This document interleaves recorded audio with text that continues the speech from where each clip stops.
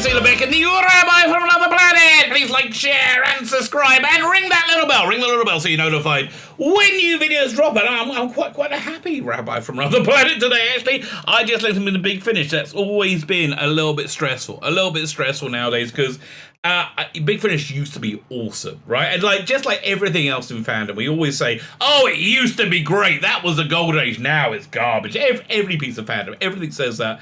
But that's kind of the case. It used to be awesome, and I would just pre-order everything because I completely trusted them, right? I did completely trust them. Last couple of years have been a rough couple of years. They've been maybe more for Big Finish. They've been a lot of releases that have just been not very good. There've been a lot of identity politics really shoehorned in and made a central point in the stories, which I just found kind of obnoxious and turned me off.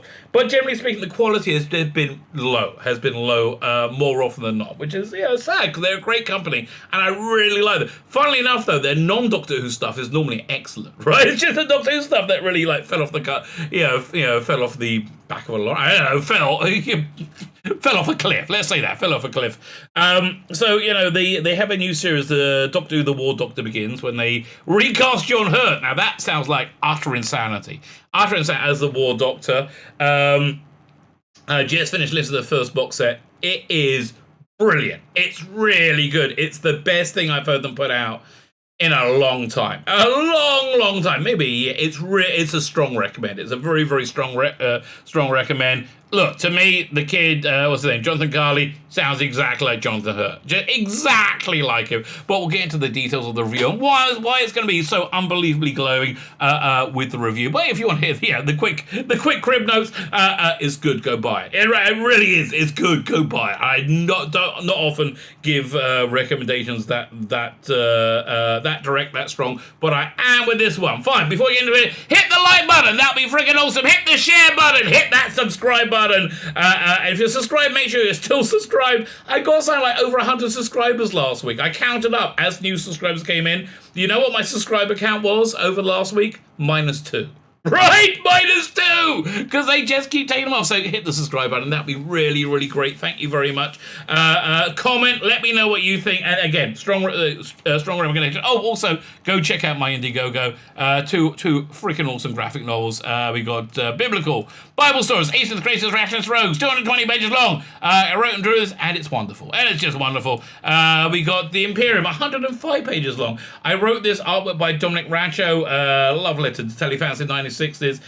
Dominic is just a great writer, just a great artist. I'm a great writer. He's a great artist. You get a bunch of extras when you buy both. This is one of the pinups you get. It just gives you kind of a flavour of what the campaign is. Go check it out in the video notes now. I am planning on wrapping it up soon. I know I've been said that a lot, but I really mean it at some point.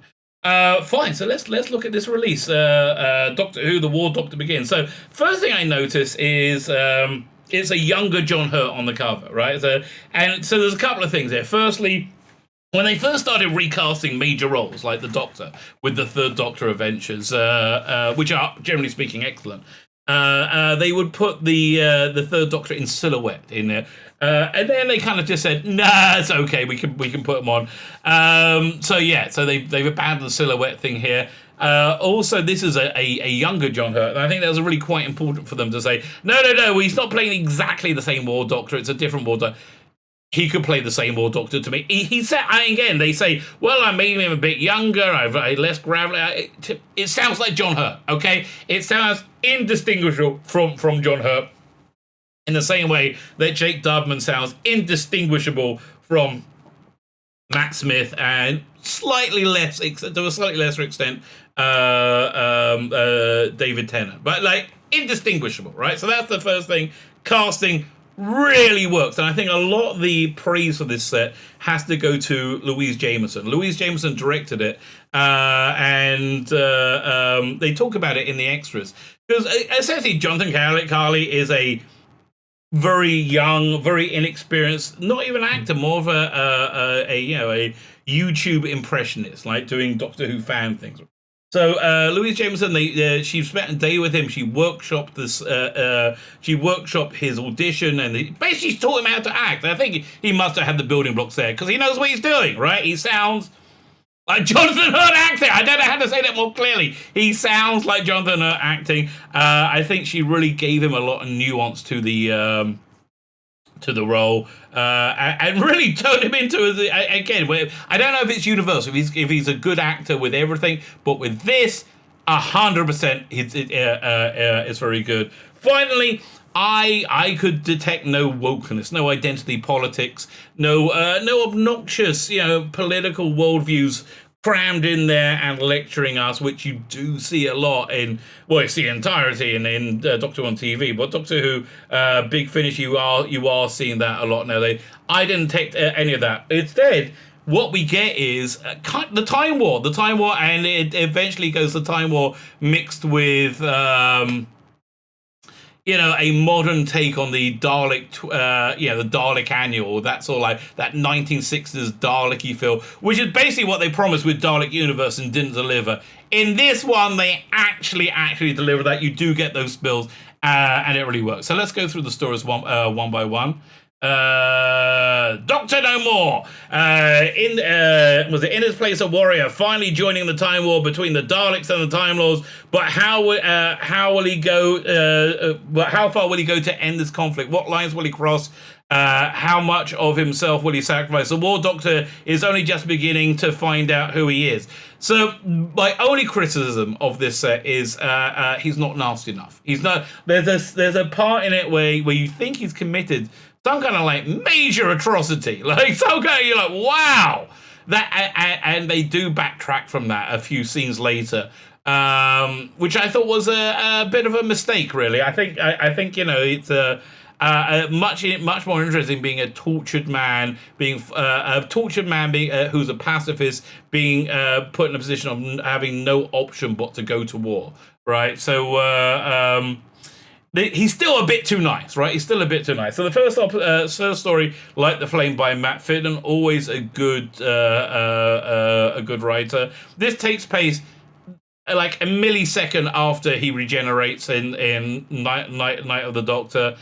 Fits seamlessly. It's just seamless. I assume it's the same cast for the Sister of the Khan. I do like the bringing in the Sister of the Khan into the Time War. I kind of like the Time War in general. It's just like it's Dalek Annual fun. It really is. It's so and with lots of things that peripheral things about Doctor Who put into a more like warish setting.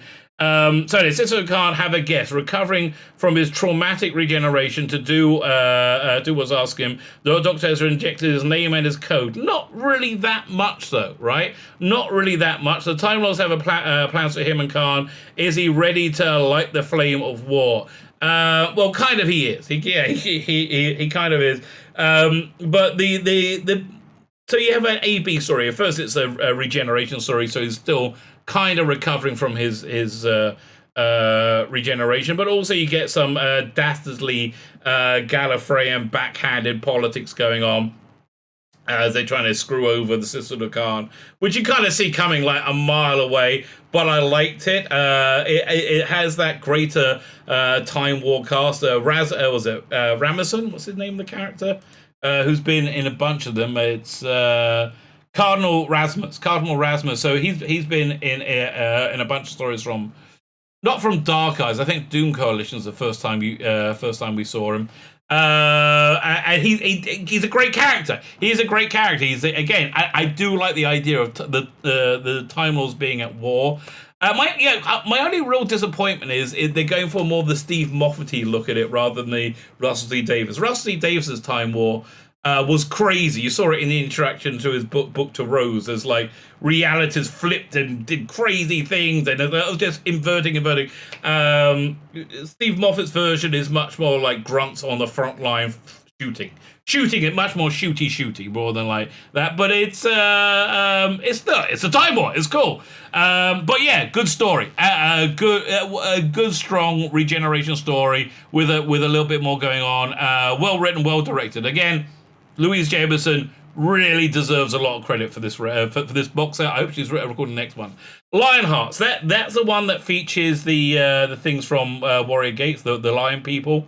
What was it, Thalis?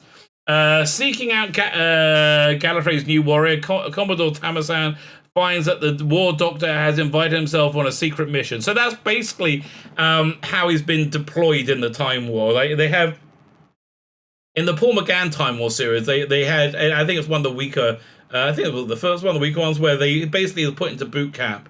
And it wasn't that good, because I think the Doctor do a lot more than being cannon fodder, but they put him into boot camp.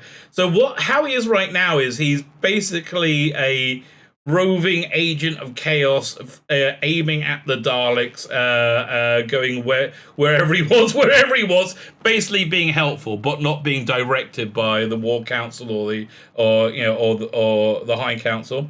So seeing out Commander Tamasan, one of the other recurring casts from the Time War, who they normally recast because they like the idea of them going through regenerations much quicker during this war. Finds that the War Doctor has been invited in a secret mission. The time-sensitive Thrallers are in danger, and an old friend of the Doctor is trapped. Yeah, so but Byrock, the old friend of the Doctor, knows better than to trust either side in the war.